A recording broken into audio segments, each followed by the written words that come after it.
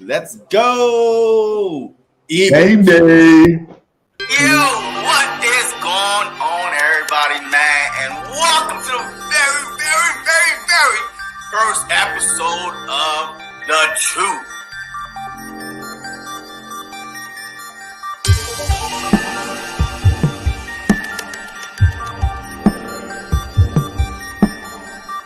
This is why we started this, because of you.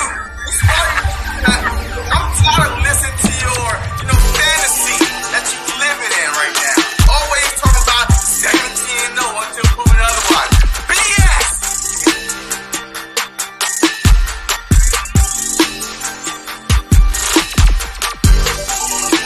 Hey, I was pretty close last year. Thank you very much. We could have easily won those 3 games we lost and been 17-0. Bro, stop it. Right? Did you not beat us 7 those 3 games? Look, we lost. We lost. We can win the Super Bowl, but we lost.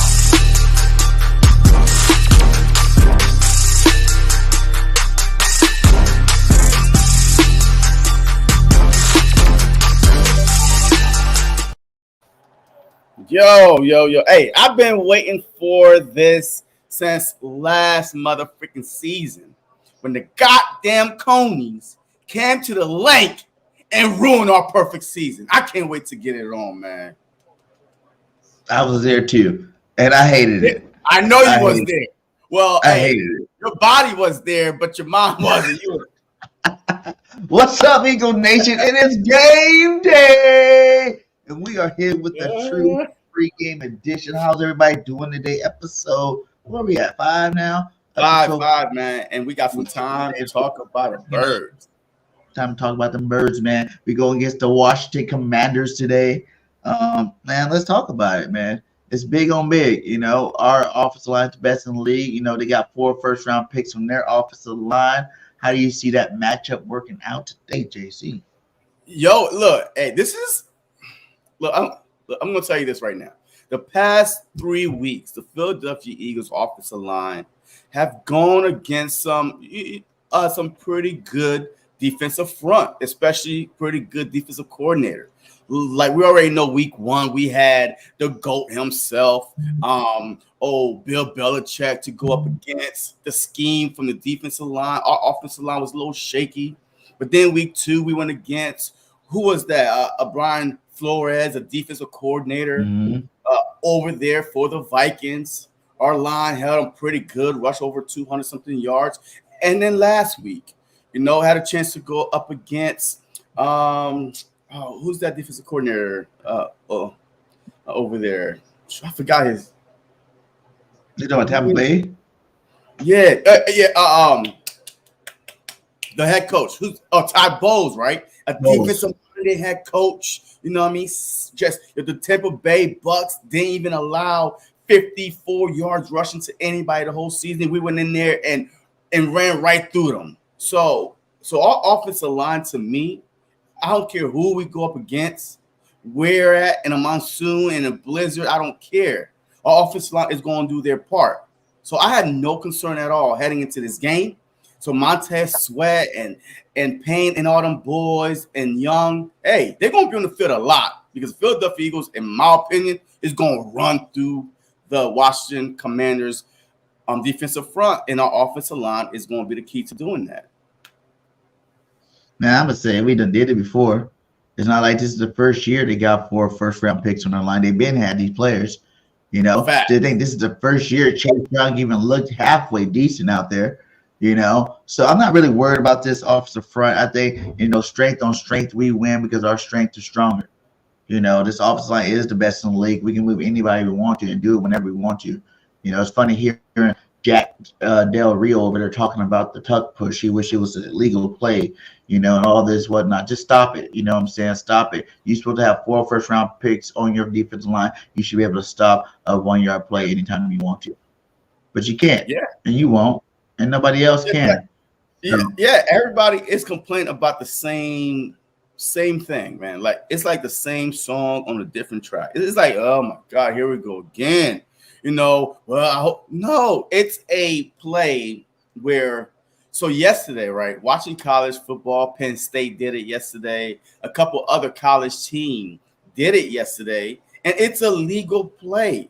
Yes, no team has perfected the way the Philadelphia Eagles have perfected over the past couple seasons.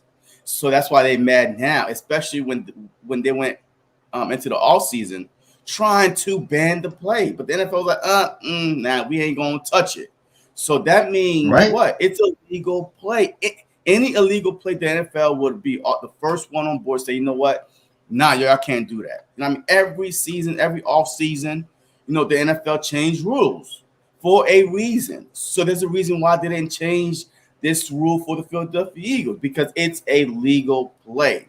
All right, it's a legal play. You want to know how to stop it? You put two linebackers, behind your defensive line and do the same thing. If you get flagged for pushing your defensive line forward, then you have a gripe to complain about. But I don't see no team, because they're scared that you might fake it, and now you got your tight end open, your wide receiver open, your running back could leak out to the flats. So no, I want to see a team lined up, your defense, put two linebackers behind that, put the safety box, go mano a mano. Do that. Don't be a punk, just do it. At least try to do it, right? Because you're not going to win when you're defensive front versus 11 versus 5. Man, it ain't going to happen. Yeah. Yeah, I think the real big key to it all is just that we got Jalen Hurts. This guy can push a pile by himself. Plus, you got this offensive line, Landon Dickerson. You know what I'm saying? Yeah. Freaking Jurgensen's playing good this year. Kelsey's the best center in the game. When these guys are all pushing one direction, you got your own snap count. We can do it all. They can't. It's not going to be able to stop him. Sorry. Like you said, the people that fail is because they have weak quarterbacks. They ain't got no leg muscles and they ain't pushing no piles nowhere. It's a cheat code. Jalen Hurts got running back legs. You're going to push that pile just like a running back could for 1 yard. So, and as long as you only got that, when you hike the ball, it's a really fast play. So it's not like something that you can, it sets up to get, for you can actually have time to stop it. It's just when they hike the ball, they're going, and it's pretty much 90%. What they say, 92% of the time we get it. Yeah, it's an average play. All right, the play is an average play with the average quarterback. We saw last year when Gardner Stinkchew, he came in for 2 games and tried to do, the brotherly love. Ain't no push, push, none of that. It's the brotherly shove, right? The brotherly shove last year when Gardner Minshew came in for Jalen Hurts between on those 2 games. We went 0-2. He didn't get it. You know why? He light in the ass. And a lot of these quarterbacks around the league are light in the ass. So regardless, all right, let's just say you're not allowed to touch Jalen Hurts, assist him with going forward. You think that's still going to stop, the brotherly shove from being denied? No, because Jalen Hurts is squatting 600 pounds. Like he got, he's built like a running back, right? His legs is stronger than most running backs. So this is not Lamar Jackson. Lamar Jackson is a elite runner, but he's more of a sloppy, skinny, like he's so. To me, when I see Lamar Jackson run, I'm like, oh my God, he doesn't run clean to me. He's like everywhere. He just like the ball is out here hanging, diggling, but Jalen Hurts, he runs like a running back. So when he does his quarterback sneak, he gets low like a running back. And the thing that helped the Philadelphia Eagles, right? We ran about 5-6 times last game. And the Buccaneers, they were ready. But the count changed. I saw Jalen Hurts. This is the longest I ever seen the Philadelphia Eagles took to run the brotherly shove. Because now the count is going to become a factor. The offense know the count. The defense could only guess. So last time he was like, hut. Nobody was moving. I'm like, oh, man, hut. So they was trying to test the Buccaneers defensive front. And all of a sudden, boom, they went at it. No shot of stopping it. It's all on the count and the quarterback behind it. It has nothing to do with the shove. In my opinion, though. But who am I? Nobody. But go ahead. JC Sportstalk. Better recognize. But yeah, so getting back to the game, man. It's like it's the tale of two NFC East teams. They're rivals here. The Eagles, obviously, like you said, the last 2 years, I think it is, stop the streak. Last year, we were undefeated. I think the year before, we were like 4-0 or something like that, and they came and beat us. And I just don't want to see it happen again today. The Eagles are on a nice streak. We are building as we go. Each game, we're getting a little bit better, a little bit better. Who do you want to see become more impactful? For me, I want to see, I heard the cast is off Reddick's hand. I want to see Reddick get out there and get his first sack today. You know what I'm saying? It's been 3 games now. We ain't seen no Reddick, no signs of Reddick. Where you been? Where you been? No tackles, no nothing. And he's supposed to be the best player on our defense. So, Jalen Carter and Jordan Davis been killing it. Fletcher Cobb's been killing it. Sweat's looking good out there, but we need to see Reddick out there. And I want to see today be the first day he get one. Yeah, look, and defending Hassan Reddick here. I mean, when you're a pass rusher, man, you make your money with these, right? Like, man, be able to pull, push, shove. Like, you use your hands a lot. But he had a cast in his hands. Which one was it? His left hand or his right hand? Probably right. The right hand. But he made his money using his hand, being able to keep the offensive lineman off balance. But now the cast is off. The cast is off. The cast is off, and I think today is going to be a coming out party for Mr. Hassan Reddick, because it's been, like you said, about 3 games, and his stats are like mine. 3 games. 0 all across the board, brother. You know what I mean? Yeah. I stopped playing a long time ago. But hey, me and Hassan Reddick got the same goddamn stats right now. You know what I mean? So I don't know what's going on. But like I said, today's going to be a sack party. I'm like, yo, meet me at the quarterback. That's what I want every defensive player, whoever comes in, Milton Williams, Fletcher Cox. And by the way, your Fletcher Cox is playing pretty darn good because he knows this might be his last ride, and he is balling out this season so far and stopping the run. Go ahead. Did you hear what he said about that? How Jalen Carter and Jordan Davis, these young guys, are actually motivating him because he sees how good these guys, he's feeling the energy from these young guys out there doing their thing. So he's like, hey, I'm not the old guy. You're not about to put me on the bench and watch me. Let me watch you, both of you guys play. I'm playing with one of y'all every snap. You know what I'm saying? He wanted to let the league know that he ain't done yet. Like you said, he's got like 1 more year, 2 more years, maybe not even with us. This might be his last year with us, especially if we win that championship. So, Fletcher Cox got a new surge of energy. Plus, he don't have to play as many snaps. Remember what happened with BG? When he didn't have to play as many snaps, BG looked good. And now he doesn't have to, because he didn't have to really play. You can have a Jordan Davis and Carter in there and be perfectly fine. You know what I'm saying? Before, he had to be in there with somebody else. And I think now he understands that. He is making him play a lot more free. Yeah, man. Hey, look, facts. Look, if Fletcher Cox right now, to me, I'm glad he decided to come back. Even though he was offered more on the market, I think by the Jets, whatever it was, but he stuck with the Philadelphia Eagles because he believed in this defensive front, right? Look, honestly, I don't think, besides Hargrave right now, he left, but we're going to talk about it. We're going to talk about it more. But a lot of defensive players that have left the Philadelphia Eagles because of this defensive front are really not doing anything right now. Like get Singleton, yeah, he's all right. Marcus Epps, man, he's all right.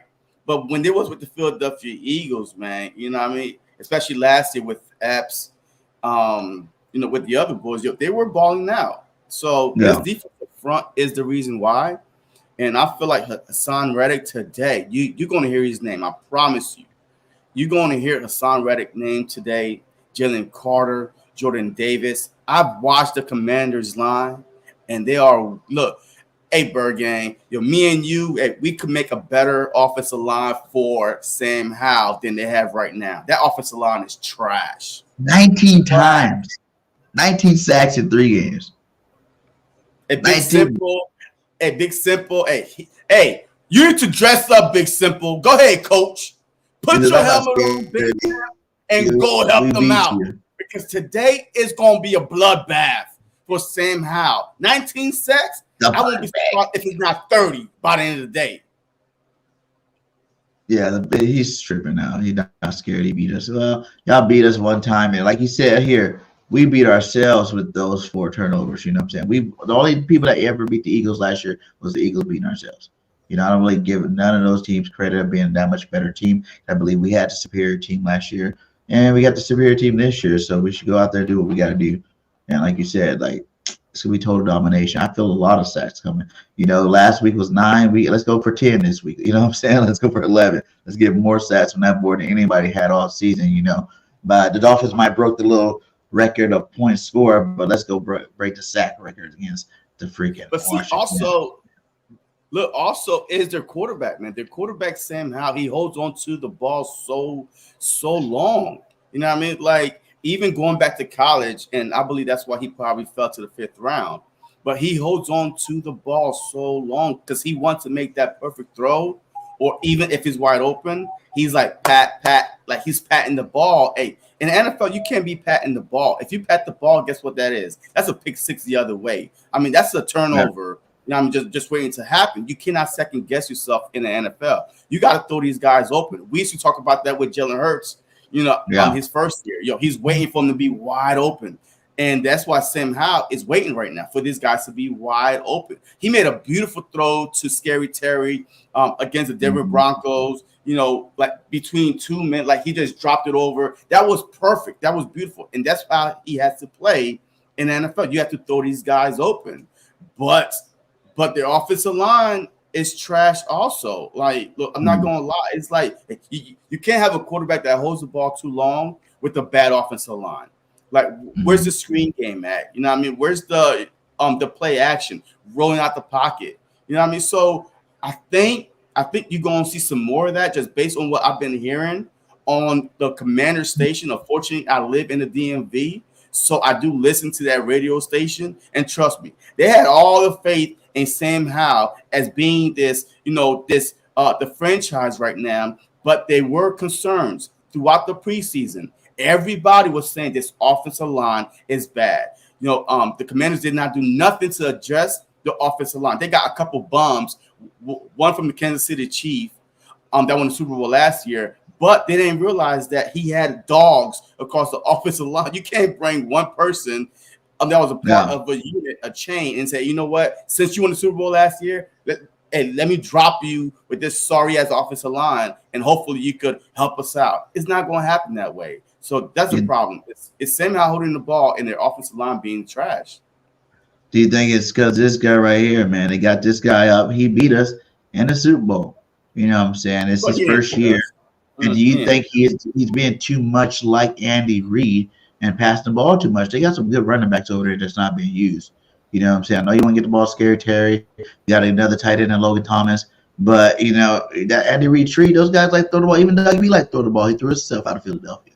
Do you think that's when he's starting out too early with a young quarterback like Sam Howell? You know what I'm saying? He's young. He's early in his career. Of course, he's going to hold the ball a little longer than you expect him to. It's a new offense for him. I think he was drafted last year, new coordinator this year for him. So it's like it's 2 years, 2 different coordinator type thing for him. You think he should be simplified a little bit more and start running that football for him? I think he believes that he got a Patrick Mahomes in his hands. Because these plays that he's doing right now is plays for Patrick Mahomes, right? The quarterback that's been in the league for a while, or with the skill set of a Patrick Mahomes. You cannot bring, like, our biggest, argument with Nick Sirianni when he was calling plays the first 6-7 games when he first became a head coach was like, why are you throwing the ball so much, right? You need to use your players the way they were built to use.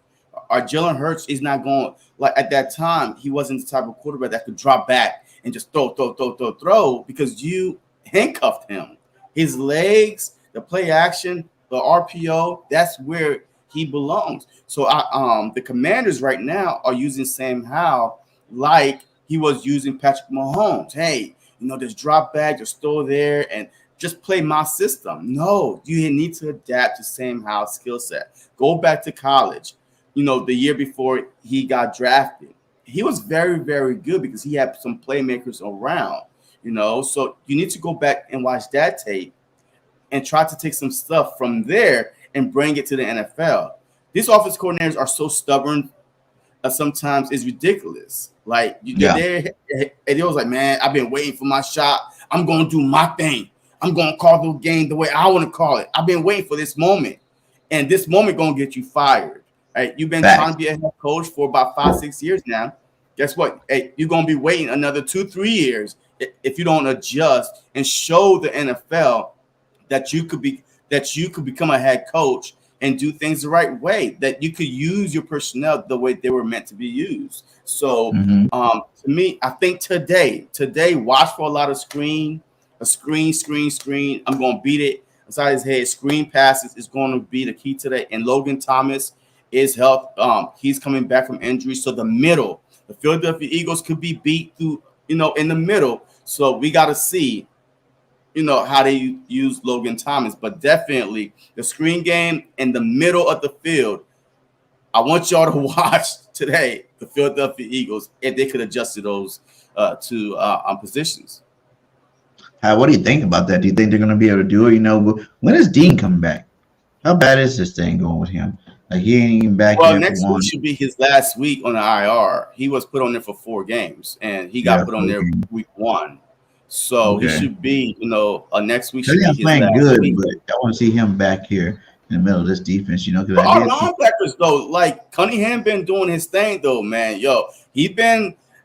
Cunningham been flashing. And I like the way Cunningham played, man. Especially that last game. He got that safety. Like Jordan Davis, Carter, they collapsed the pocket, and Cunningham came in with the full head of steam, right? I like when we have linebackers that's not afraid to meet the running back at the hole. That last game, they was at the hole. They went through the hole, and that's how the safety happened. So he's been playing pretty good. So I just need Dean to be healthy for the long run, because that was his the knock on him. He's injured or whatever. But a foot injury, that could linger a little bit. Yeah, you know what I mean. So especially cut and all that stuff. So hopefully he can get back out there. Because we're starting to get a little banged up. Max is out for the season. You got Sidney Brown out this game. Quez Watkins hasn't played football on this football. But that's all right. Hey, Quez, we got OZ, baby. No. So that's why they brought him in. That's He's no Quez. No. He's what we wanted Quez to be. Touchdown. The Falcons just scored touchdown. Did they? And right now it's 17-0 right now, man. The Jacksonville Jaguars playing in London, 17-0 over the Falcons. But right now, I think the Falcons just scored a touchdown.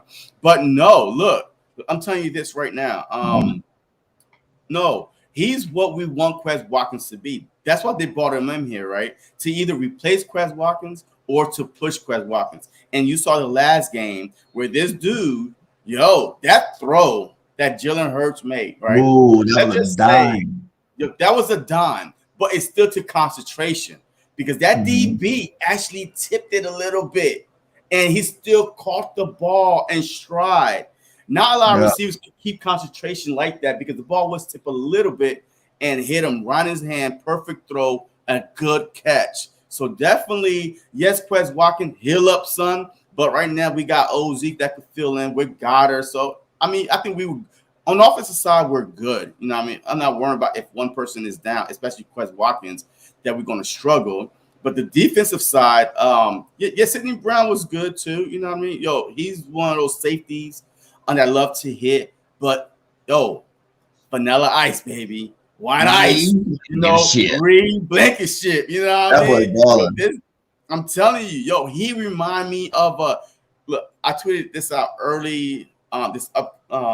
Early last week. I was like, Brian Dawkins, Michael Jenkins, they wasn't afraid to come down and hit you, lay the wood on you, meet you at the,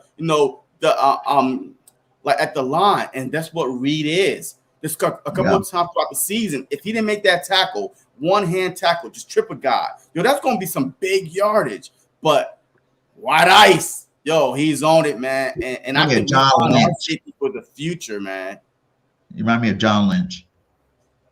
Yeah. That's a little clown right there. He's not afraid to stick his nose in there, man. Yeah. He's making some big tackles, man. And he could make one-on-one tackles, and he's not missing a lot. But he's not like, shoo, just passing by. Nah, he's coming for you. So that was a great pickup. A great draft by Howie Roseman to get Reed Blankenship to the Philadelphia Eagles, man. But he is balling out, and he's here to stay. He's going to be our safety. Overall talented player, you know, because he does it all. Like he makes plays in the passing game too. Like he makes picks. How many picks you got now? Like 4? You know, in 2 years, till you're starting your first 2 years off, getting some picks against some good quarterbacks. You know, doing big things out there early, man. I like Reed Blankenship, man.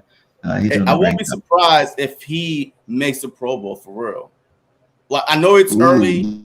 I know year? it's only a couple games, but I'm telling you, this year, yo, he's playing that well. He's playing that well right now. Like the past, like when healthy, like. Yeah, he didn't play the second the Vikings game, right? He didn't play the Vikings game, but this dude is almost averaging double-digit tackles, man. Yo, and he already got an interception.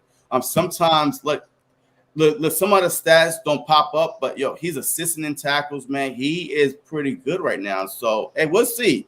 But look, there's still 14 more games. Well, let me see. Week 4, about 13 more games after this. So there's plenty of time for him to get his stats up. But I'm telling you right now, he's one of the better safeties out there right now.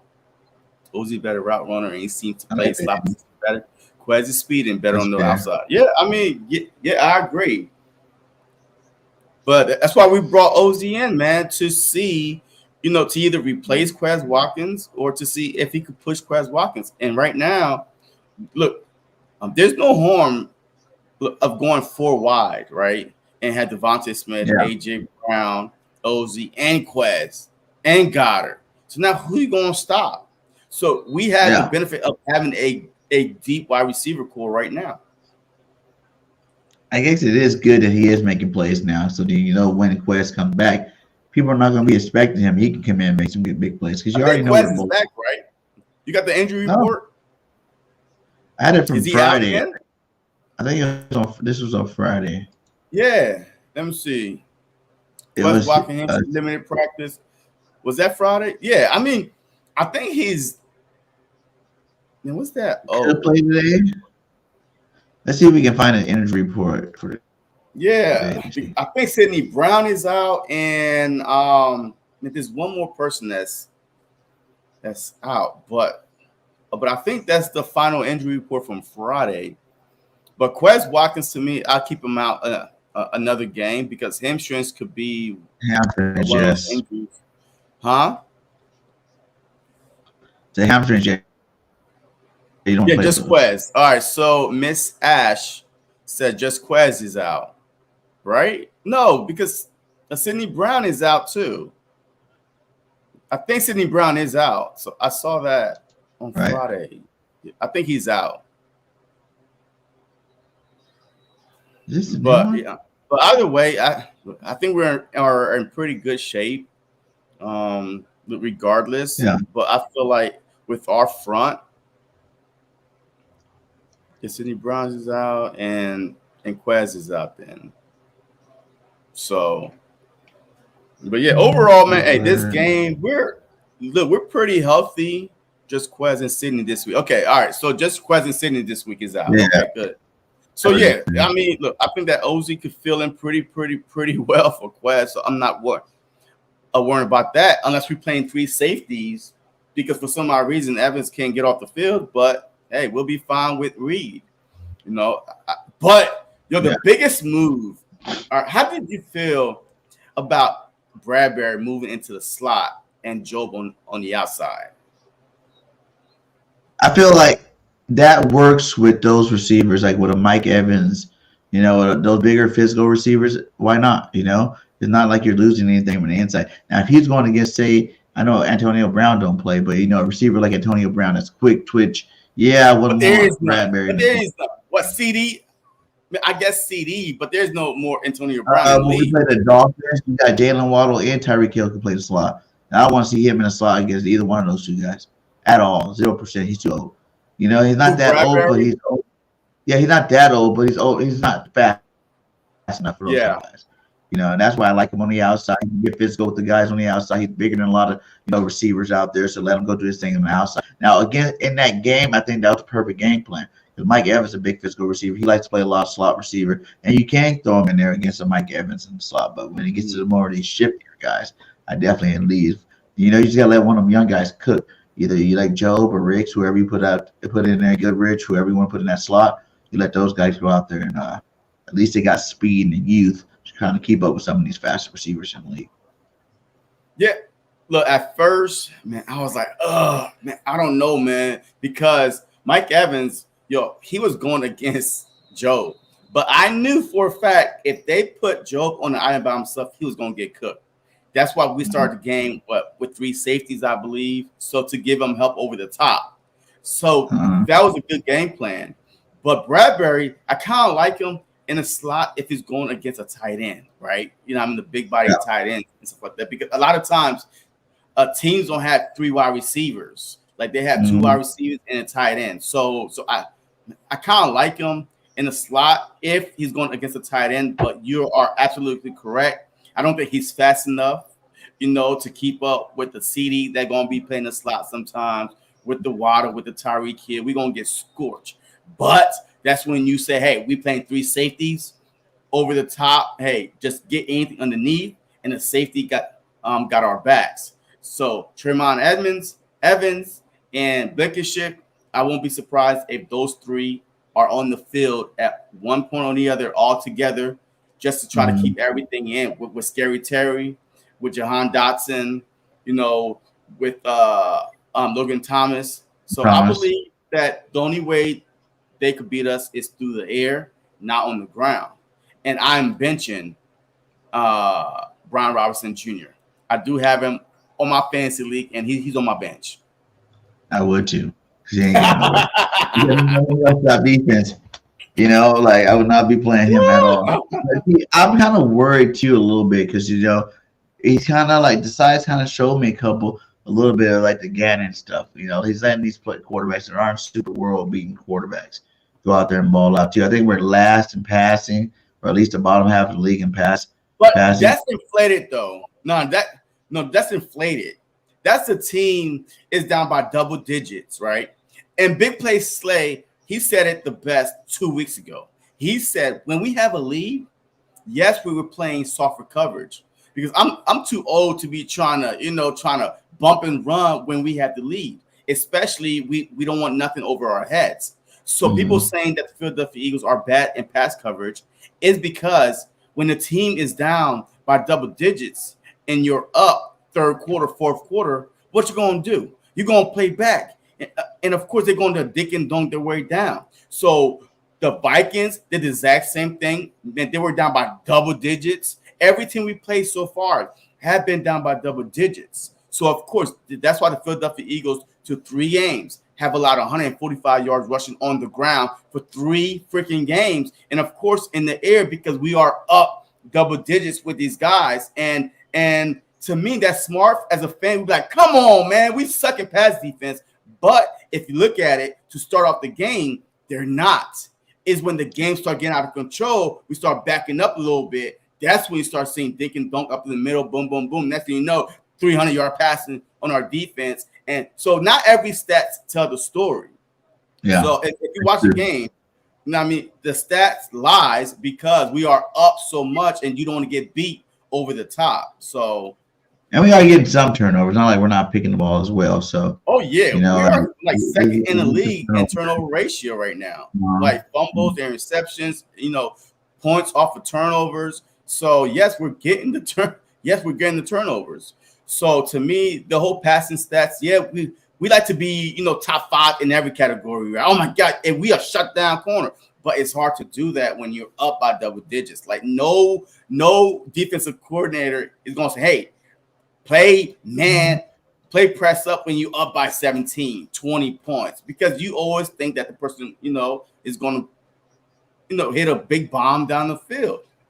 Put the backup in and let them go play press, man. That's what you want to do. Don't be scary. Just keep playing aggressive, man. You guys pay these guys a lot of money to play 4 quarters. Play 4 quarters. Who cares? That's how Miami ended up with 70 points. Maybe the Eagles can get like 80, 85, somewhere like that, one game. Yeah, but Miami also, their defense have given up 380 rushing yards to 3 games. So they don't care about stats. They care about, hey, let's outscore the opponent. And that's how we got to get into our heads as fans that, hey, we don't care about stats. Who's winning the game? When did this game, when did this whole thing change? Like, were we up or down? Because imagine if we're down and now you giving them a chance to throw, we'll never win a game. Yeah. But now, since we're up, is a different story. But now you could just relax a little bit. So. Yeah, it's all about winning, you know what I'm saying? Like, even as Jalen Hurts, my quarterback's so smooth, man. Like, so smooth, man. When did it matter so much? He said, when I lost, like, by losing, he's the type of guy that, he takes every loss to heart. You know what I'm saying? Like, you need a quarterback leader on your football team. And he's always saying something slick, something smooth, with the media. You know what I'm saying? He'd tell him to shut up. We need to tell him to shut up. He does his own little thing. He got this little, swag about him where he just feels like he can say what he want to say, when he want to say it, how he want to say it. I love this little guy. He's out there doing big things, man. He is a true leader, man. Do you think Jalen Hurts, because I see some out there talking about Jalen Hurts has regressed. How do you feel about it, and what would you tell those people that think he's regressed? Look, I'm going to say that we played, I opened the saying the exact same thing. We played 3 of the toughest defensive mind coach that we might face all season with Bill Belichick, Brian Flores, and Todd Bowles. Those are defensive mind head coaches first. Their main mission is to give young quarterbacks hell, to throw all types of fake coverages out there, and in the last minute they change, into their regular coverage. And Jalen Hurts right now, with the new offensive coordinator, like, we all expected to say, oh my God, BJ, he knew Jalen Hurts for a while, and oh man, it's gonna be the exact same system, the exact same play calling. No, teams have tape from last year. You think that they're gonna let us run the exact same, plays and system from last year? No. So it's a learning curve right now. All right. So with that being said, do you think we should be incorporating a lot of the plays that we did work last year more into this year too as well? It seems like it is a little bit of a difference. We are, but we still run the RPO. But look, I think we are, though. I mean, we still run the RPO, and that's why you see that teams are ready to defend that a little bit better, because there are plays from last year where we was cooking teams up. So, I mean, it's a balance, right? I mean, you have to add some plays from last year, and then you, as an offense coordinator, you try to prove yourself also, right? I mean, this is your first time calling plays, so now you're going to put your own wrinkle into it. It's going to take some time to gel.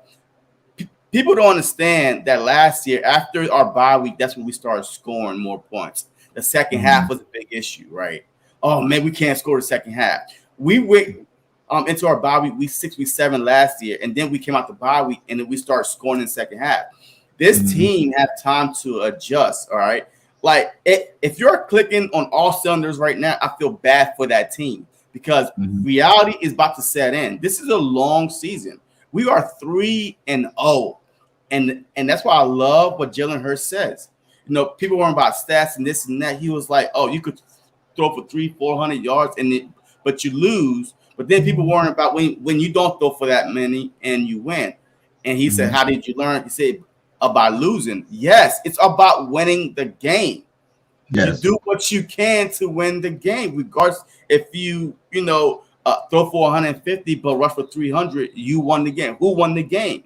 No. So the teams that win the Super Bowl back then was like who could run the ball better, right? Especially when the winter time comes.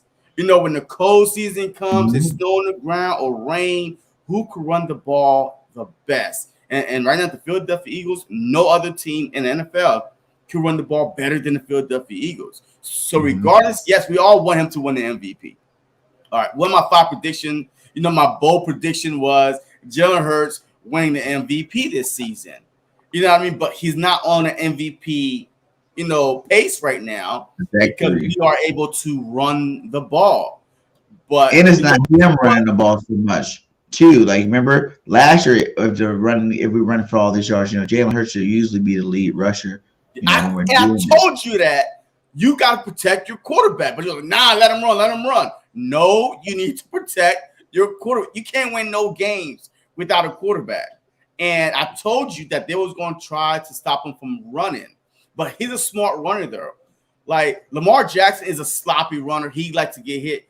Yo, Jalen Hurts, he'll run. But now, if it's like, 3rd and goal, 5-yard line, he's running. Now he's going to try to put his head down and get to the end zone. But he's not going to take unnecessary hits because he knows how to be smart in that. Like, because he knows we cannot win without him.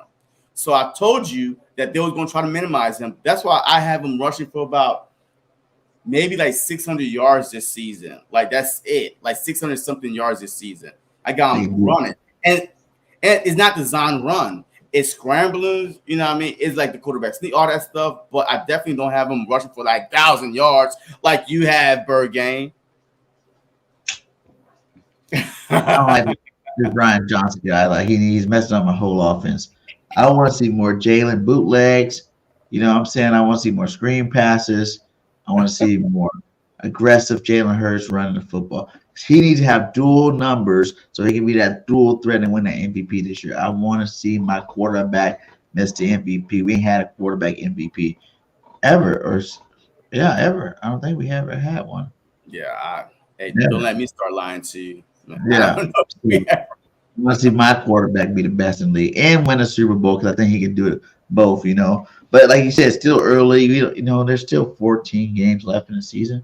Like, that's a lot of football to be played, man. A lot of football to be played, a lot of stats to be made. And like you said, we went some against some of the harder defenses like Dallas Goddard said. So that being said, our offense should be opening up a lot more over the next couple of weeks here. Right when we're starting to gel, right when we start to get in our flow, to the point where it's like we're gonna start seeing, like you said, we're gonna start seeing a lot more higher scoring games out there. We're gonna start seeing a lot more stats put up out there. We're gonna start seeing a lot more players becoming explosive. Remember, like when it was in that little stretch, like you said, after the bye, and it was like one game, Devontae Smith 200-something yards. Next game, AJ Brown 200-something yards. Next game, they rush it for 200-something yards. It's gonna be one of them type situations where pick your poison. We're gonna do what we gotta do, and it's kind of like that now. I just feel like you said, everybody's ironing out wrinkles, especially on that offensive side of football. I think people are gaining chemistry with each other. People are trying to understand, what they actually like to call. Brad's trying to put his little spin on it too, call a certain game certain way. Because like that 4th down last game, play call was trash. You know what I'm saying? Like, why the hell are you 4th and short? You're in a shotgun, handing off the ball. That was dumb as hell. But it's still early. Everybody make mistakes. I'm hoping to see this guy get better because the grass ain't always greener on the other side. Shane and Gannon left, and that doesn't mean that automatically that Johnson and Desai was gonna come here and be better on either side of the ball. I'm just telling people that pump your brakes a little bit. We gotta watch these guys because they had 2 seasons to do it. The first year they did all right. And it was that second year coming back with continuity, which made them go out and become that much better in that second year. And we're still in the first year with these guys. So I know Nick's going to ring them in. I know it's kind of Nick Sirianni's offense, but, he definitely got to do, step up and show some more. Hey, did you see the Cardinals, man, the way that they're playing defense this season, man? Like, they're not even lining nobody up at the line. Like, their defense is all just standing up, just walking around. Yeah, like, it's not Jonathan Gannon, all right? It's a new, hungry defensive coordinator. Jonathan Gannon is not calling plays over there. So I want people to understand this. Jonathan Gannon is not calling plays at Arizona. Yes, he might, give his 2 cents. Base defense. Huh? It's like his base defense. Yeah, but the way that young defensive coordinator is doing it, oh my God. Yo, I'm like, what is this I'm watching? That was our linebacker coach, remember? Huh? That was our linebacker, Rallis. That was our linebacker coach, too, with Gannon. That's his defense coordinator. See, that's the problem, man. Like, yeah. So people thinking that it's Jonathan Gannon that's doing all this wonderful magic is not. Yes, that might be his defense, but it's how you run it. It's when you choose to be aggressive and not. That's what we had an issue with Jonathan Gannon. It's like, why are we being so laid back? Why didn't you do that with us? With Hassan Reddick, with BG, with Sweat. Have them walk on the, like defensive line like this. Yeah. And you don't know who's coming, who's going. Let's go. But nope. And that's the problem we have with Gannon. But now people are saying, Jonathan Gannon, why didn't you do this in Philly? Because it wasn't him, but because it's not him calling the defensive plays right now. You know what I mean? So, Jonathan Gannon, look, he's still whatever. Maybe the reason why they won is because Dallas just sucks. Look at this, man. Did you know Jalen Hurts has more wins, 22 in his last 25 games than Dak 21 does in the last 50? Nah, that don't make no sense. That's false. That's the most. Whoever said that is out of their mind. That's false. All right, I'm 100% guarantee that's false. And there's no quarterback. Do you know an Eagles quarterback or any quarterback that right now is on the street? What was it since he started? Like, if you don't count that first year he played with Carson Wentz, since he started quarterback, he's 20-1. Yeah, I mean, he's 20-1. Yes, that's impressive as hell. Regular season, yes. Yeah, I understand, but that stat you just put up is straight up BS. Because Dak Prescott, 150 games. Has he played 150 games yet? He might have. No. How many years did Dak been in play? He played. This is his 8th year. 8 times 16. But he haven't lost that many games. Come on, man. Yo, he hasn't won the 21-something games. That's it. Get out of here. And whoever put that, I know. I just like that tweet. And take off goddamn social media. That was some like. That was awesome. The math doesn't even add up. Crying. You see on it, he was crying. Who? Yeah, that was awesome. That was awesome. Who? Wait. Who was crying? Dak on the picture. He's crying. Come on. Nah. I just think, look. I had to throw some NFC East fun in here. Come on, guys. That was a good tweet. I liked it. It was a clickbait. It's on a historical run right now, guys. People gotta realize that. I don't know no quarterback's been on like a run like this right now. Where it's just like, in the last, like since you're a starter, you've only lost one regular season game. That's crazy. Yeah, and especially when you gotta count out, because if you count the first year, he lost 2 games that first year. So if you're taking that away, because he wasn't a starter, Carson was a starter. So since he was a starter, yeah, that's crazy, man. You gotta count everything because he started the last 4 games, right? He won his first one and lost the last couple, and then got benched the 4th one. Yeah, that Washington don't count for him. Yeah, I mean, but they all on his stats. It don't matter. He started it, all right. But since he had weapons, he's absolutely right. He has been on a run where when he plays, you win. When he doesn't play, you lose. And thank God over the past 22 regular season games that he have won 20-1. That's pretty good news. He went from you can't win a game to you can't lose a game. Right. Basically. So can't do nothing. You can't win it with your arms. You can't do it with your legs. But look, for any Eagles hater that's listening, this should not be a debate between Jalen Hurts and Dak Prescott, or any quarterback in the NFC East. No. I'm just going with Jalen Hurts and Dak Prescott because Dak is going to his 8th year and Hurts is going to his 4th year, his 3rd as a starter. There is no comparison. All right. So yes, I know we're enemies, Eagles versus Cowboys, this and that. But if you just say back and say, God damn, man, our quarterback only been in the league. This is 4 years, and this is his 3rd year starting, and then our quarterback been in the league for 8 years, and he started all 8 years. So this should not be no comparison. I don't care what you do in the regular season. That's my opinion. The regular season to me, it don't make your legacy. It's what you do in the postseason, and we already know what Dak Prescott is in the postseason. He's like the Peyton Manning, right? Remember Tom Brady, the Peyton Manning? Tom Brady always had a hard time being Peyton had the stats. Regular season. Yeah. Absolutely. Touchdown, yard, regular season. but Brady had postseason, and that's what we're working towards. Like, I could care less about regular season. Yo, every year, I don't know the last time I did this, maybe from 2000 to 2004 or 5, that I penciled Eagles in automatically playoffs. Automatically, I know that we are going to the playoffs. What now?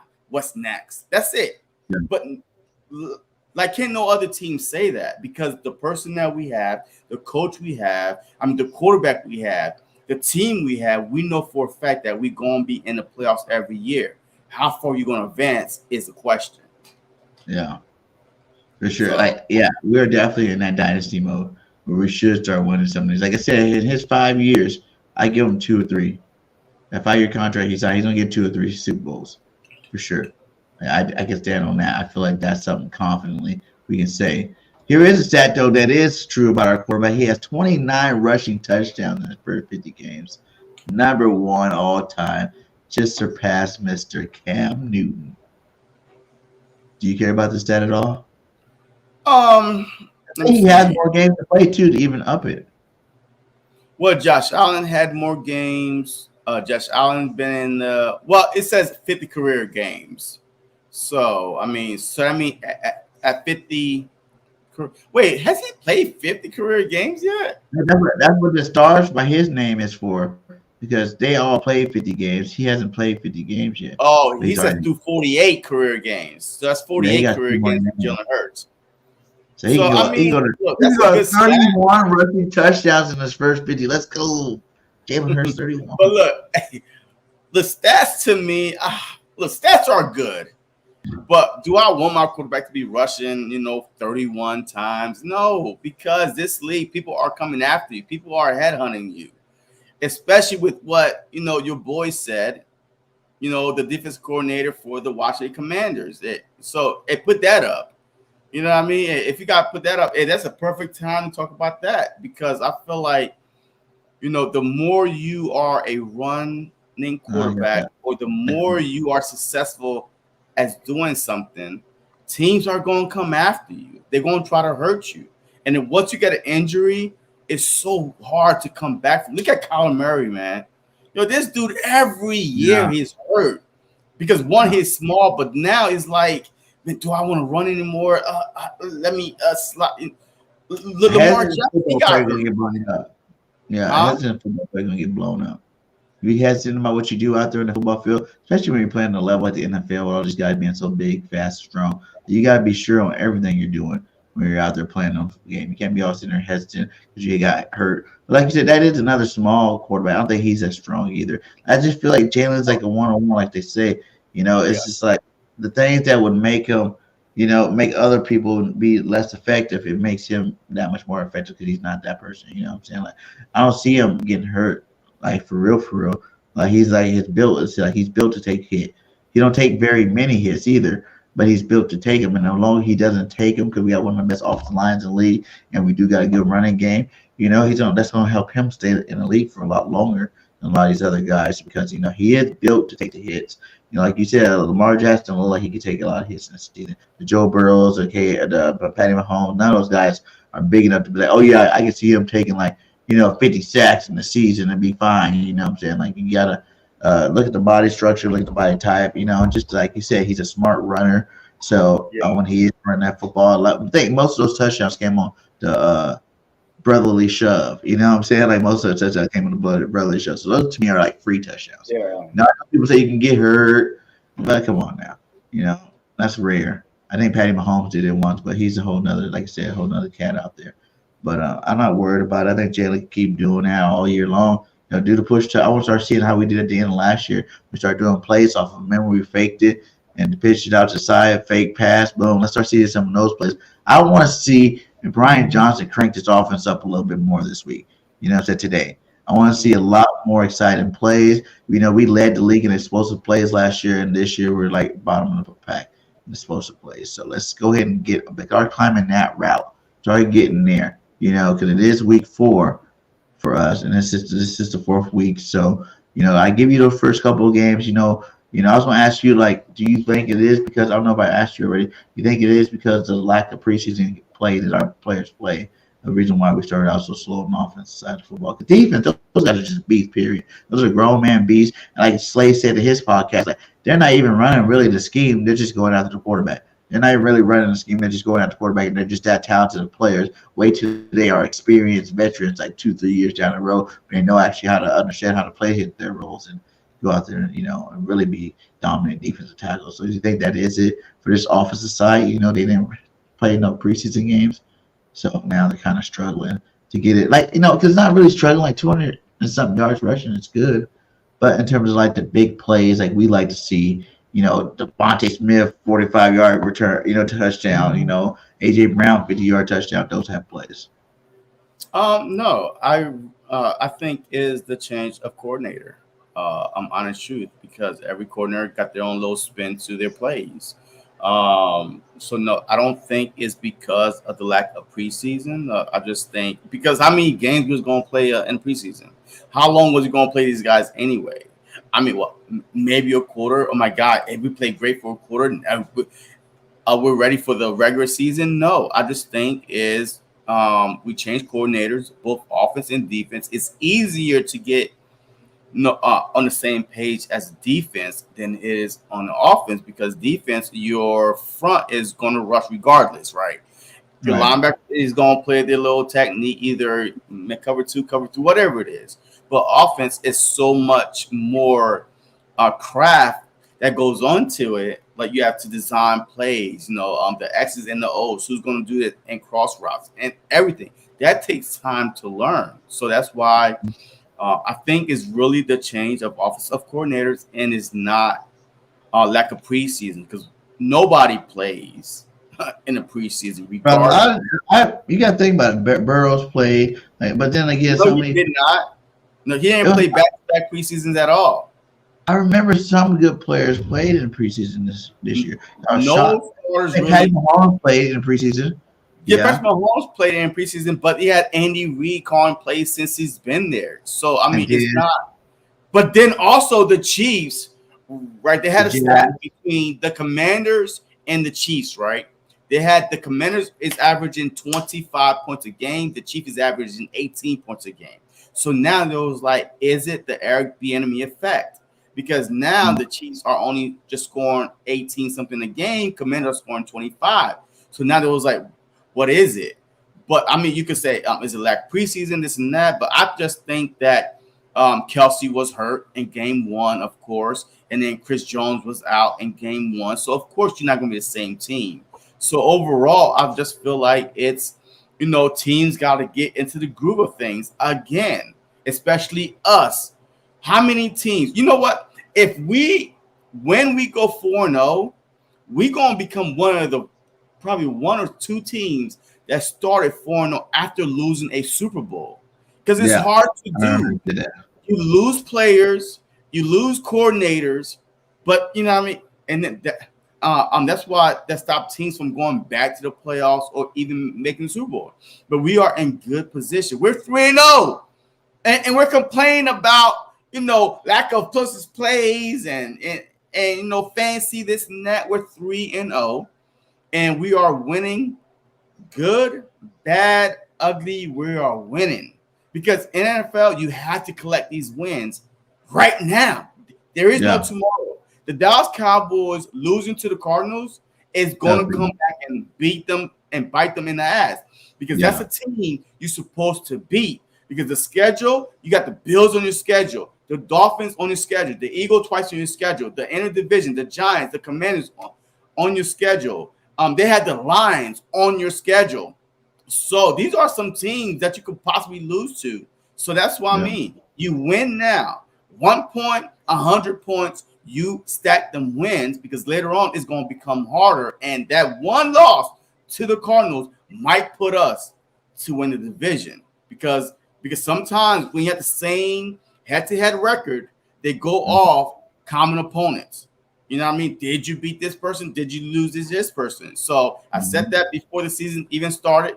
I still believe that the Eagles and the Cowboys will be 12-5, tied for 12-5. it's going to come down to common opponents who you win or lose to. Wow. If Nick wins, he's going to be 27-11 as a head coach. You know what I'm saying? That's some good numbers for your first head coach. Give me your take on Nick's, year 3 going into, his 4th game. Are you still excited for him like as you were before last year, you know what I'm saying? Or has it your love for Nick Sirianni grew? Or is it about the same? No. Any Eagle fan just sitting here and say, well, it's about the same. BS! You lying. Because we all wanted Nick Sirianni gone after the whole Flowers speech. Well, when you pour into this, you bring your roots. Get out of here. We don't want to hear that. Get out of here. That's BS. So, of course, it grew. Winning cures all, right? The more you win, the more we love you. Even, but now we don't love you so much. So you could get away with 1 or 2 losses. But, of course, it grew. You know why? Because to be a good leader, you have to be a good follower. You have to listen to other people and take their opinion into consideration. So him giving up play calling and focusing on the whole team, offense, defense, special teams, he's able to see what's going on instead of, just getting ready for the next series. When your offense is off the field, you sitting next to your quarterback talking about, hey, what did you see? You can't see nothing. So him giving up play calling was a boss move. Because a lot of head coaches going to say, this is my team, so I'm going to call it my way. But he gave up play calling because he saw whatever he was doing wasn't working.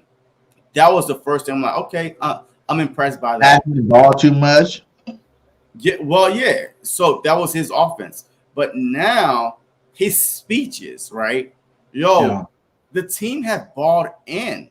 They have bought into every word that every, thing that is coming out of Nick Sirianni's mouth. They are buying in, right? You say 26-11. I believe 7 of those losses came his first year as a head coach. So his first year as a head coach, because we went 9-8, 9-7. 9-8. 9-8. The first season, and we made the playoffs. So 8 of those losses came 2 years ago. So now he done lost 2 last year, I think 3 last year, and none this year. So that's very, very impressive. So it shows you that your team has bought in. You're doing the right thing as a head coach. You learn how to put your ego aside, and it's all about the team first. So I'm definitely impressed with Nick Sirianni, and I think he's here for a long time. You know what I mean? So far, is he your 3rd favorite Eagles coach of all time? My 3rd favorite Eagles coach of all time? Then he climbed up to number 3 on. Yeah, I wasn't alive when Ray Rhodes and all these, I ain't see really him coach like that. Ray Rhodes and all these, Bucky. I was Ray Rhodes coach. He was nice. So I didn't really see, So I'll put. Yeah, I know that Dougie P bought us a Super Bowl, but Big Red, to me, Big Red, Dougie P, and Nick Sirianni. Yeah, that's how I see. He's about the 3rd best coach right now. If he wins the Super Bowl, it might catapult him. Definitely over Dougie P. No, because Dougie P brought us our first. You can never forget your first. Yeah, but he's never, like, if he wins this year, he's never not made it to the playoffs. Yeah, but Dougie P made it to the playoffs 3 out of 4 years and won a Super Bowl. He'd have a Super Bowl to match that Super Bowl. Say what? He would have a Super Bowl to match that Super Bowl. Yeah, but I hear you, man. But nah. Dougie P brought us our first Super Bowl, regardless. So you tell me the only way Nick can ever go over Dougie P or Andy is if he gets 2 Super Bowls. Yep. If he gets 2 Super Bowls, he will be over Andy Reid. I promise you that. He will be. What if he only gets 1 this year, but go to the NFC? He's still 3. But goes to the NFC Championship like every year for the next 3 years without winning the Super Bowl. Would that put him? The same thing with Andy Reid. Andy Reid bought 5 NFC championships and won 1, and we went to the Super Bowl 1 time and lost. Yeah. So he's still Look, the only way Nick Sirianni, Look, the thing is, the Philadelphia Eagles, man, all their coaches had great personalities, man. Besides Chip Kelly, but then the players kind of like, man, he was more of a you do what I tell you to do, blah, blah, blah. You know what I mean? Like a slave master mentality, you know what I mean? This and that. But I'm sorry. When did I say that out loud? Oh, damn. Wait, my bad. I reckon I said it out loud, but that's how Chip Kelly was to me. You know what I mean? So he was like, you do what I say you do. I don't care, or I will ship you out. Boy. I would ship you out if you don't listen to me. But besides that, Andy Reid had a great personality, a player's coach. Dougie P was a player's coach, and Nick Sirianni is definitely a player's coach. I mean, and that's the coach that you need in Philly, because then you can handle the criticism from the media, because you know why? You don't care what the media said because your player got your back. So that's a different thing. Now, Chip Kelly, the media, ain't nobody was coming to his like, that's all you. And you on your own. You know what I mean?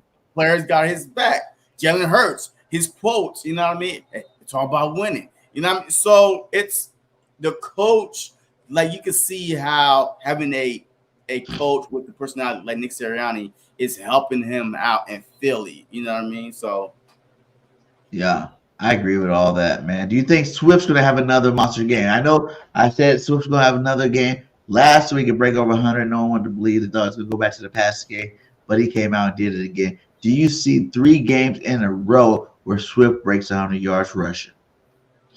Agent zero. Absolutely. Yo, that's an easy money line right there. Swift over 100, bet on it. That's easy. Easy money line. You know why? Because when it's I bet the last Eagles game. And they took Swift out in the fourth quarter. I only lost by 4 points, and all he had to do was go score another touchdown with a 1 at the FanDuel. They didn't want me to win, man. They didn't want me to win. He didn't score a touchdown last game. Huh?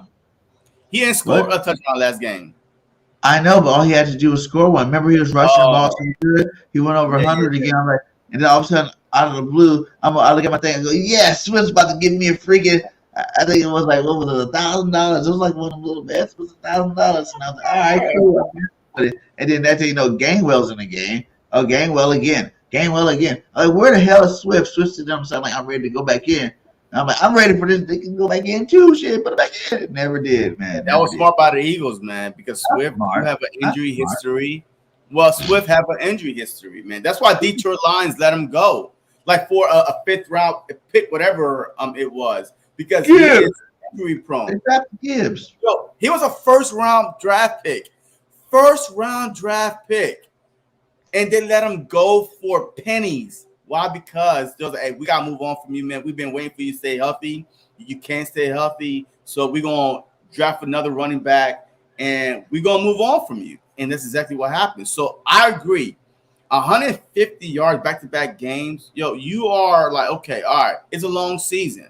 We do have Gainwell there that could, that can rush the ball, like Swift, but he's not as explosive, or he had the vision, but he could run the ball. You saw Gainwell the first game of the season. Yeah. He was catching, running, so he's capable. So not to have 2 of those guys, why run your one back to the ground? You know what I mean? So let's keep him healthy, so you can re-sign him because he is on a 1-year deal with us. So you can re-sign him after the offseason.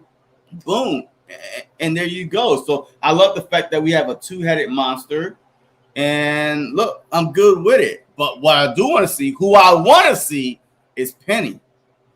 I want to see Swift, Gainwell, and Penny as our 3 backs. Boston Scott, a good story. Hey, wait till we play the Giants, Boston Scott. But right now, I want to see Swift, Penny, and Gainwell throughout the whole season, throughout the whole game, especially for Rashad Penny, man.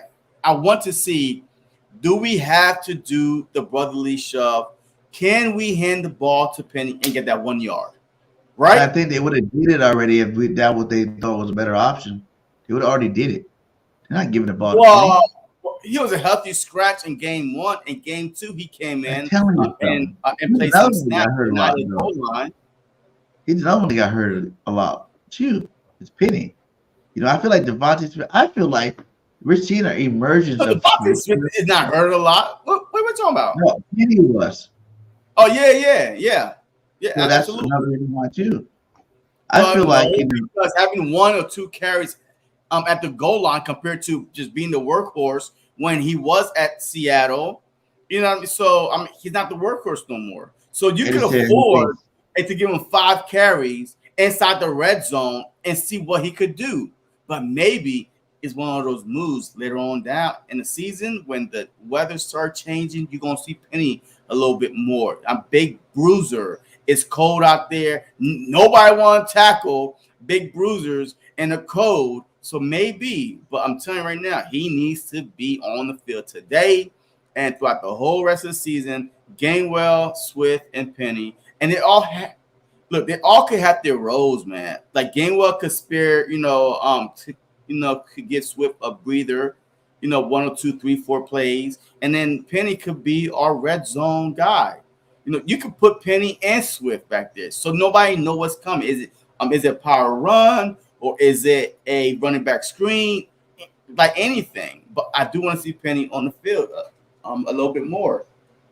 I feel like Swift just got an emergence as he is from Philly, man. He's getting that whole Hassan Reddick effect. Hassan's first year back in Philly, back in home. He's getting all his family members and friends at the game. He wants to show up and show out for all of them, and he's going to be doing that all season long this year. I feel like this is that year where you're going to see him. I think he's going to make All-Pro, and maybe even Pro Bowl. Well, Pro Bowl for sure, or maybe even All-Pro this year. You know what I'm saying? If it is top 2 in rushing, yeah, absolutely. Your top 3 in rushing, yeah, then absolutely, because the All-Pro is like 1 per conference. But at that position, so he got beat out. Christian McCaffrey. He probably he's good though. McCaffrey could get hurt though, so that's a big plus for him. Though. Yeah, but he's another injury-prone guy, and that's why not the 49ers. Look, the 49ers are going to dig their own grave because Christian McCaffrey is an injury-prone running back because he get used a lot, and so far this season he's getting used a lot. So it's not me wishing an injury or anything. It's me saying, hey, did you see the first 3 years when he was with the Panthers? They was running him to the ground. Then you see his body get worn out. They don't even use Debo as much in the run game no more. Well, I mean, look, he's a lot less. They definitely should be keeping him in the run game, more active in the run game too. That's what makes teams look good. They always say use all your players. You know what I'm saying? If these guys can do multiple things, use all of them and do multiple things. Atlanta, even though you got Bijan, don't forget about Cordell Patterson over there. You know what I'm saying? Like Niners, don't forget about Deebo Samuels as being one of your top guys, running the football as well. Eagles, don't forget about Jalen Hurts running the football. He says he thinks Gainwell's better. I mean, Scott's better than Gainwell. No. I don't think Gainwell be that special of a back. I think he's a good running back. I don't think he's anything special. No. Who? Gainwell or Scott. The same thing with Scott. But Gainwell, have not had that much opportunity to prove that he could be the guy. You saw in the rain, downpour rain, fumbles. He was catching the ball. He was running like 5 yards per carry. I mean, he was doing some pretty good things. I mean, is he as explosive as Swift? No. But Boston Scott, to me, is a regular guy. He's a regular underdog, the blue collar, practice squad. Oh, my God, I'm getting my chance. Let me just run, right? But Gainwell, to me, is better than Boston Scott. But everybody has their own opinion. But Big Simple was like, what this game will be win in the trenches. And y'all don't have no trench on the offensive line. So and y'all ain't got none of that on the offensive line. All right, Big Simp, none of that. So you might as well right now grab your little tissue box and get ready to see your quarterback on his back. Big Simp, what kind of game do you think this is going to be? I want you to give me a score prediction in the chat there. What kind of game do you think it's going to be, though? Because I think that it's going to be a blowout. No, I think. Look, the first game we played them last year. Remember the first game we blew? You know what? Yes. Look, I do feel like this year the Philadelphia Eagles defensive front is better than last year. And people are like, how can it be better when Hassan Reddick had not showed up? Because we did not stop the run last year. Huh? We had 9 sacks that first game on them too. We had 9. Yeah. We had 9 sacks. But we could not stop the run last year that we had to go out and get a Sue or a Linval Joseph last year. We could not stop the run. This year, we allowed 145 yards on the ground for 3 games. And we went against the Bucks, the Vikings, and the Patriots. And those are good teams that, that could run the football. That are able to run the ball. And we stopped them. Like the most right here, though. Against the right here, I told everybody he's a dog. Yeah. This guy right here. Remember before he got hurt, we were top 5 in stopping the run. We went 3 games after he got hurt before he realized that having Fletcher Cox, having Hargrave, these guys, Milton Williams, they were not stopping the run like it was when he was in a football game, man. I'm telling you, it's Jordan Davis, the monster, is here. And he's doing his thing. And that's the reason why we're number 1 in a run stopping defense. Did you see that safety? I know I seen someone say that, Carter, nice play for the safety. That was Jordan Davis who made that play. That was Davis and Carter that came up and left the pocket. Yeah, that was pretty good. He went back, like he lost his foot in his first step, but then he went and pushed both of those 2 guys back until the running back, and that's what caused the sack. Now, Carter was there too as well, but that was Davis' side. He was play side. He pushed those 2 guys right when the running back got the ball, and it's like he's a monster, dude. Like he's not even scratching his ceiling yet. These guys are only like 23 and 24 years old, man. They're about to get better and better and better and better. Like Slade said, 4 years from now, they're going to be monsters. But right now, I think he's a game changer. And not only that, I think he even has more sacks than Carter right now. He has 1.5, I think Carter has 1. Yeah. No, I think Carter got like 2 sacks and Davis. Did he get a second sack? I know he had 1. And Jordan Davis had 1. A couple halves, so now they add up to, the 2. But I really think, look, with Davis and Carter, we are set, man, for at least a good 10 years, man. We are set at the defensive tackle position, the interior position for a while. And Davis, look, this is his first full season actually being a starter. But still, he's not even playing every rep. That's the thing about having depth. You're a starter, but you're still not playing starter minutes. Because we had a Milton Williams, Tulupu. These guys are waiting to come into the game. So Carter, hey, put up that stat with Hargrave, man. Put up that stat with Hargrave. Oh yeah, Hargrave. Yeah. Put that stat with Hargrave, man. Because since we're talking about Carter in the trenches right here, I mean, look at this. Look at this. We was willing to pay what he was asking for $20 million a year, Javon Hargrave, to do what Jalen Carter is doing right now on a rookie contract, right? Like both are great players having great seasons, but I have told the Eagles D-line would fall apart without Hargrave. That is a shot at the media, at all the haters that was saying, "Oh, y'all lost Hargrave, you can't replace Hargrave, blah blah blah." But the Eagle gods, right? The Eagle gods above. What team? Who let the Philadelphia Eagles get Jalen Carter at number 9 and be like, damn, all y'all should be fired. Every single 8 team and above, whoever didn't pay Jalen Carter should be fired right now. Maybe if you needed a quarterback, my bad. But Jalen Carter is going to be probably the next greatest thing besides Aaron Donald. Like, he's a dominant force. And right now, he's even beating Aaron Donald this season playing part-time. Yeah, I seen that. He's playing part-time, 30% of the snaps, and he's doing this much damage. I mean, that might be a benefit, or, somebody was like, well, I mean, he got more energy because he only playing less time. Show me. Put him on the field for 60% of snaps and see how much more damage he could do. But now, think about that though. Did you see him come on and say he wanted more time? You know what I'm saying? He can play more time. Yeah, when he did the interview, he's like, yeah, I could play a lot more. You know, I would like to play more. You know what I'm saying? It's like, but it's like, do you play him even more? We don't have to. Like you're trying to say, like with the Jalen Hurts, you don't have to run him because Swift is doing so good. You know, Gainwell does good when he's in the game. You don't have to run him as much. Are you going to do that with your future All Pro DT, or you go let him build that confidence in his first year? Nah, I would put him on the field more. He's the player of the year in his rookie year by giving him more snaps. Yes. I would put him on the field more than Fletcher Cox. I put Fletcher Cox I would play him more than Fletcher Cox. I play Davis and Carter more because they both demand double teams. Because Fletcher Cox, you could get one-on-one Fletcher Cox because they showed it where Davis was taking 2 and Fletcher Cox was one-on-one. You can't one-on-one with Davis and Carter.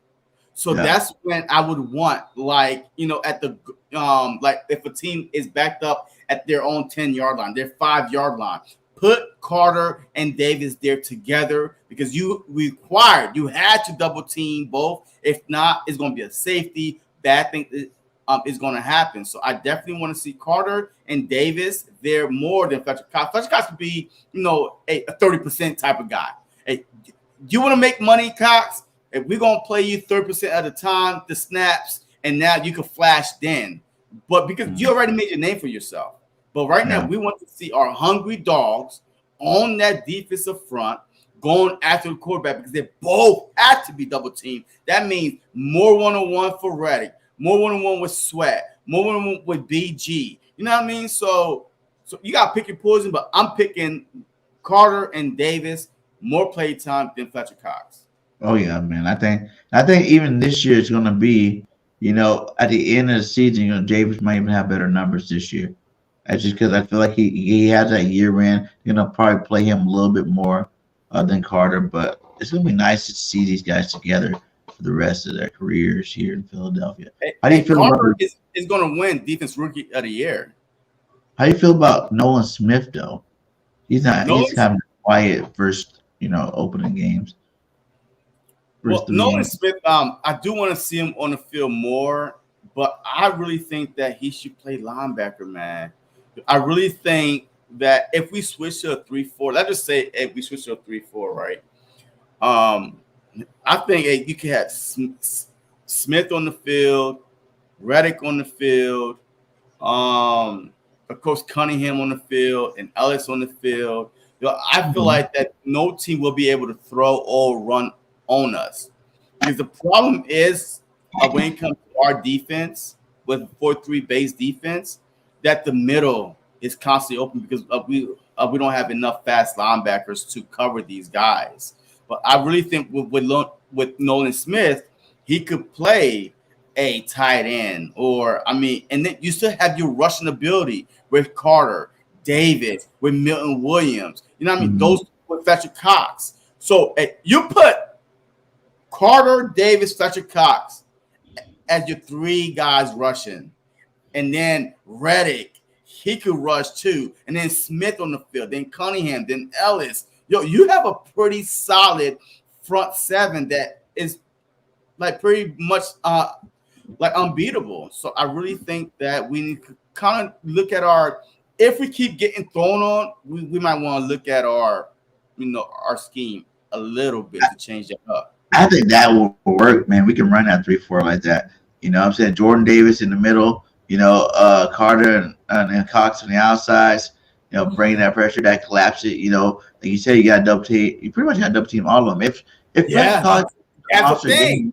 If you got a monster game again, you're gonna have to Fletch. You got double team. Fletch is still a big man, regardless of what you try to say about it. You know what I'm saying? He's still a big beast out there, 330 pounds, a big guy out there. So you're gonna have to double team him if he's getting hot in the game. So it's like, yeah, you got 3 guys, you got a double team when you got 6 linemen to do it. So 3, everybody can double team everybody, but then you got your linebackers coming free off the ends, Reddick and Smith coming off each end.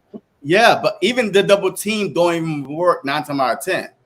And so you're hoping if your 6 linemen could hold up which is a tight end, by the way, because you have your center and your two, so now you need a tight end in there.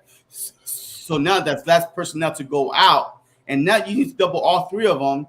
And who knows? Reddick could come to the side. I mean, hey, you drop back people and you could control the passing game. If I'm a defensive coordinator, I'm really looking into that. Hey, just at least our basics 3-4, but we don't always have to show the 3-4 look all the time, right? You could just bring everybody up to the line.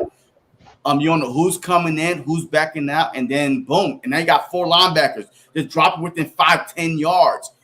You're not going to pass on that. And then you got your safeties, your DB. You're not passing on a 3-4. A 3-4 is made to stop the pass like that. Yeah. You know what I mean? A 4-3 is more of a run-stopping type of defense.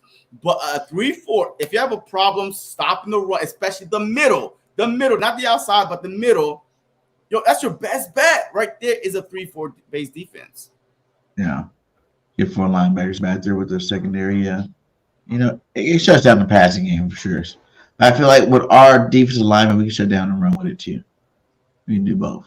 Yeah, we can. Yeah, we could play a 3-4 and still be a great, a great run defense. We can because we got the dogs that require double team. And then we got the linebackers that are fast enough, like a Nolan Smith that's fast enough to go tackle, a Cunningham that's fast enough to go tackle. So that would take bigger linebackers. Dean wouldn't do well in that system because it's lineman. But speed too. But you do need speed to cover your tight end. So I think it will work fine because you have your hard-hitting tight ends, your hard-hitting linebackers, and Smith and Cunningham, like to help stop the run. But then you still have your speed and Dean to go out to the flats and stuff like that. So I think it will work. So like you said, like those guys are getting double team. You're not getting back to the linebackers if you're trying to stop one guy. You know what I'm saying? You're not peeling off going no linebacker because you're stuck at the same guy in front of you. You're stuck at a Carter. You're stuck at a Fletcher Cox. You're stuck at Jordan Davis to the point where these linebackers, if you look at the safety, he came in clean. I think it was Cunningham who came in. Cunningham. The safety, Cunningham came in clean. These linebackers are coming in clean. Making plays right now. You know what I'm saying? We just didn't have the aggressive linebackers before to actually go put their nose in there and go do it. But these guys are doing it, and they're doing it at a high level in terms of coming in clean. Like there's not too many linemen that are actually getting to the second layer of the defense. These guys are stopping these guys. There hasn't been that many big runs on us this whole year. Like you said, we don't have that many rush yards against us. Like it's just not happening. These guys are monsters out there.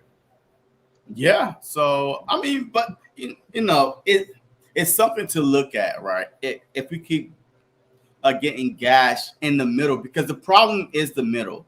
The middle of the defense, to me, even Brian Westbrook said it, that teams could throw against the Philadelphia Eagles, but then he didn't say, well, they're down by double digits. So, of course, you have to throw to get in the game, right? You have to throw yourself into the game at that point. But I really feel like that we'll be fine. We will definitely be fine, man. I'm happy. Yeah, we kind of like, okay, people's like, well, they're not looking the same. I'm 3-0. I don't give a damn how am I looking. It can only get better throughout the season. It can't get worse. Who are you most concerned about playing against the Commanders today? The Commanders, you have to watch out for Jahan Dotson and Terry Scary because he ate us up alive last year. He cooked Slay. Did he? Terry cooked Slay last season. I know about the game we lost. Or are you talking about both games? The game we lost at home, he was cooking Slay left and right. I'm like burnt toast. So yes, you still have to, give Slay a little bit of help because sometimes he's more of an eye guy than let me stick to your hip, right? Because he's anticipating. So Slay watched so much films, sometimes it could be his downfall. Man, pump and go. Boom, boom, boom. Man, Slay is done. You know what I mean? So that's why Scary Terry to me and Jahan Dotson, you have to play I want to play 3 safeties, just play the same defense you played against the Buccaneers, right? Because you have to trust in your front. Your front will get there. If you play that type of defense that you play against the Bucs, going up against a bigger Mike Evans, that like the week before or the week before that was 200 yards receiving, right? With a Chris Godwin. These dudes are pretty good, but Jahan Dotson and Scary Terry, to me, I want them to be matched up. I don't know. Like, is Bradbury playing the slot again this week? I know it was a matchup situation, but I don't know what he's playing this week. Is he going outside? I wouldn't put him in there because you're looking at what we're talking about. You're talking about the shorter, the less physical receivers, the more speedy receivers. So I wouldn't want to put him in there at slot. I'll go ahead and let whoever I don't know, Goodrich back again, or if not, then put Job or Ricks inside the slot. I definitely think that Job could hold his own in the slot. I really think that he's young enough. He's flexible enough to go with the left and right. You know what I mean? Like boom, and then you have help too with your linebackers. That's the thing. The slot, you have help with the linebackers and the safety over the top. So that's why I would rather have a young guy in the slot and then put your one-on-one matchups with Bradbury and Slate on the outside. But they had other plans, and that's why I'll put Job or Ricks in the slot and then give him just safety help, linebacker help, and then put one-on-one with Bradbury. I feel like if we're going to get in trouble this day, which I don't anticipate us doing, it's going to come from like the tight end spot. Remember what Henry did against us that first game, the Henry, the middle, like you said, middle field. Logan Thomas he's a former Pro Bowl tight end out there. Yeah, his problem is he gets hurt a lot too. And a former quarterback too. Huh? He's a former quarterback too. Yeah, and he's really good at that tight end spot where you let him start warming up. It could be a nice long day for you stopping him because he's a big physical guy out there. Like you said, the middle of the field been open, and then a running game. Like what happens if the enemy finally takes stock? How many games it took us to start running the game? 6. That first year, the first year for the Philadelphia Eagles, they started running the football. It was like, what? 6 games? About 6, 7 games.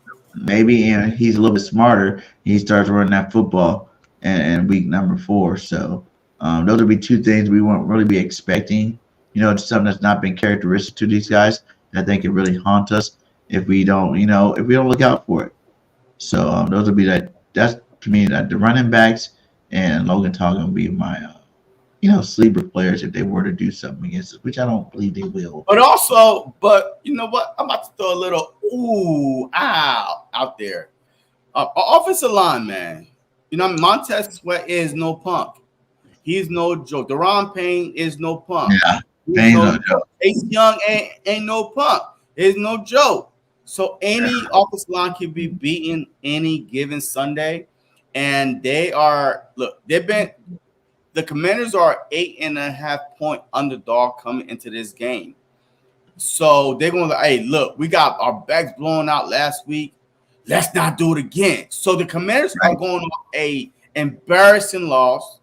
So, and they are about to come to Philly saying, you know what? We beat these guys last year. So why not? Why not us? Why not shock the world and show them that we are for real? We are 2-1, even though it's a bad 2-1. I watch every Commanders game. My eyes are burning right now because I am in the DMV and they show the goddamn Commanders game all the goddamn time. My eyes bleeding.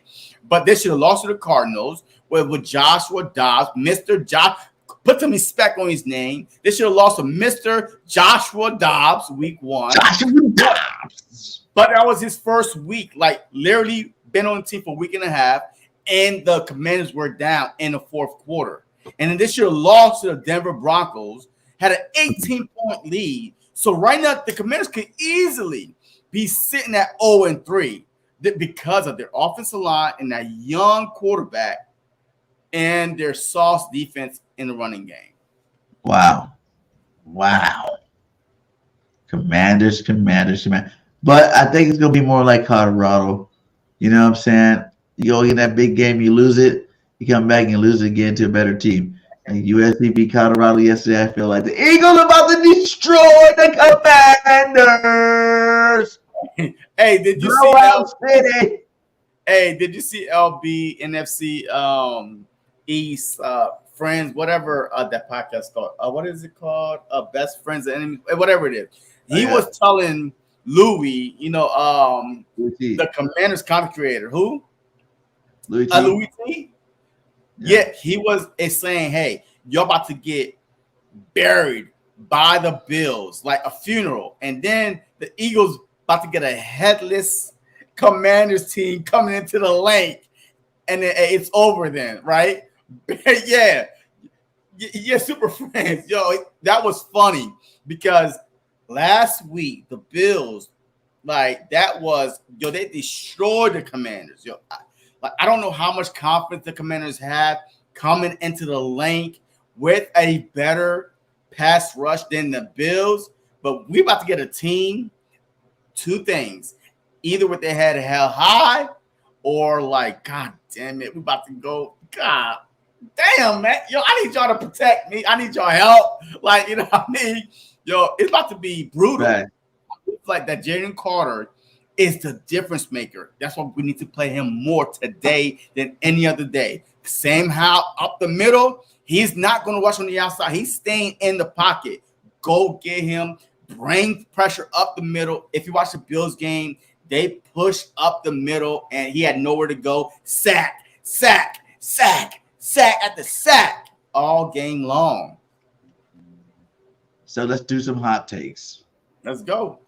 The big three hot takes. Number one hot take for BG will be Jalen Hurts will throw for 400 yards on their candy assets. What? His first 400-yard game. Jalen hasn't threw his whole damn career. And I'm going to keep saying it until he happens. I want to see. I'm not saying he has to be that quarterback to throw for 4,000 yards every game, but I want to see it happen once. All right, so you give your one, I'm giving my one. My one hot take that is the Philadelphia Eagles will rush for 300 yards. Rush for 300? Rush for 300. You think it's going to be the opposite. You think it'll be on a ground game today. It's going to be a ground game. Because this is the NFC East divisional rivalry, and you need to win in the trenches, and you need to keep the Commanders off the field, and you need to just win the time of possession. Because remember, the last time the Commanders had four double-digit play drive, a 16, 13, 14, a 12 double-digit play drive on the Philadelphia Eagles. So I feel like that is going to be on the ground. So the Eagles will rush for 300 yards or more. That's my one hot take. And Jalen's going to throw for 400 yards, so I don't know how this is going to work out. It must be another 70-point game. But we're going to find out who's telling the truth. Wait. Hey, look. This is the truth, right? I tell the truth, and you exaggerate the truth. So, okay, once again, this is my second hot take number two for BG. We have a better chance of rushing for 300 yards than Jalen Hurts throwing for 400 yards. Really? You don't think my quarterback can throw for that much? You gonna say that live? I'm saying that we are like that. Really? Well, I'm telling you how it is. Go ahead. Next. Go ahead. No, we're not going nowhere until you apologize to Jalen Hurts. I'm not apologizing to nothing. Yo, we have a better. Hey, matter of fact, if you're in the chat, what is most likely to happen? Eagles rush for 300 or Jalen Hurts throw for 400? Go ahead. I want to hear. Throw for 400? Okay, well, I want to hear what the. How many times? He done made like 380 a lot of times. He done threw like three high threes a lot of times. Like I said, what is most likely to happen? Jalen throw for 400 or the Eagles rush as a team for 300? But go ahead. Let's move on, man. My number two hot take is the Eagles defense was sacked. Whatever quarterback back there, because I don't know if he's going to make it the whole game. Double digits today. The Eagles will get double digit sacks today in this football game against the Commanders. Okay. All right. So my second hot take is Eagles will have not one, not two, but 300-yard rushers. Jalen Hurts, Gainwell, and Andreswift. Eagles rush as a team for 300. I'm telling you right now. So my other hot take is we will have 3 100-yard rushers: Jalen Hurts, Swift, and Gainwell. All of them getting 100. All of them getting 100. All of them getting a million. All of them getting 100. That's crazy. That's crazy talk. That's crazy talk. Because okay. And since we're getting double-digit sacks, I'm going to say that the shocker will be Jordan Davis for my third hot take is getting 3 of those double-digit sacks. I'm saying the opposite. I'm saying that Hassan Reddick will have not 1, not 2, not 3, but 4 sacks on the season. Hassan Reddick, welcome back to the link. Welcome back, cast off, and he's ready to roll. Hassan Reddick, 4 sacks. 4 out of 10 sacks will be Hassan Reddick because the edge rusher, the offensive line for the Commanders are trash, and Sam Howell is going to be the MVP for the Philadelphia Eagles because he's going to hold the ball just enough for us to whoop and eat his ass up. That's 3 great hot takes. That is 3. And then mine's going to come 3. Hey, let's go to the predictions, man. Predictions. Who do you got winning this game, and what is your score prediction? Mine was always week long was 31-17. I'm gonna change it today. Now it's game day. I'm feeling kind of extra hype about the situation. Jalen's about to throw for 400 yards. They're about to get double-digit sacks. So I'm gonna tell you the score will be 54-20. Philadelphia Eagles. Jalen comes out 20, 54-20. 400-yard game. Jalen and AJ and Smitty and Goddard are just lighting it up, baby. The Eagles destroy the Commanders 54-20. All right, so my score prediction, it's a little bit more realistic. But I think that Philadelphia Eagles will put up 31 points, to the Commanders 17, because I feel like that we're going to be up. It's going to be, that's throw. That's how we're going to end up with 10 sacks, but the yards are still going to come. So I have the Eagles 31-17. It's still a double-digit win, but the Eagles rush for 300, throw for 250, over 550 yards of offense. Like I said, double-digit sack with 10 sacks.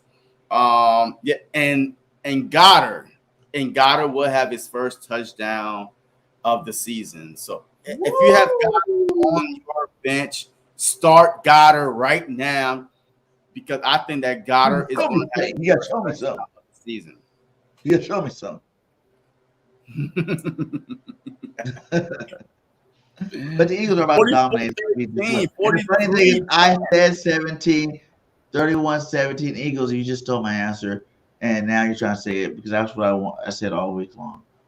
But I'm still right. I didn't hear what you said. I'm going off.